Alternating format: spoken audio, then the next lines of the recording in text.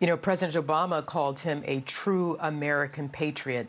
And as you know, Senator Dole's endless strive was for bipartisan politics. It was always engaged and on display. So, with the passing of this Republican giant, this American hero, do you think Senator Dole's legacy could impact politics of today somehow, Brett? I mean, it's hopeful to think that way, Arthel. I think we're in a different spot. We could use a few more Bob Doles, and in how they operated. We haven't operated like that in a long time up on Capitol Hill and in this environment. So, there's hope. Hope springs eternal, and maybe this day and looking back at his legacy will spur somebody into that action. But it was a different time, and he was a different kind of leader.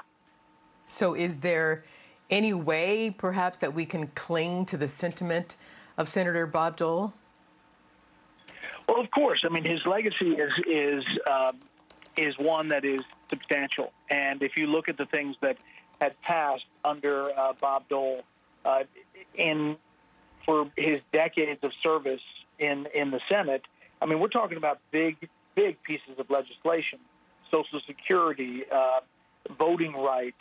You've got major tax cuts under the Ronald Reagan era. And to shepherd all that through Congress takes a lot of logistics. He was just a creature of the Senate. He had been there and figured it out as majority leader. But his legacy is bigger than that.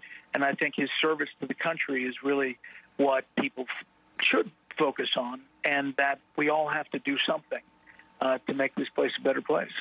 Yeah, of course. And I wonder, Brett, you talk about all the major pieces of legislation that we are now experiencing and living and enjoying as Americans, at the prompt of Senator Dole. And to see that a lot of that being dismantled, I do hope that somehow that his sentiments, again, can prevail.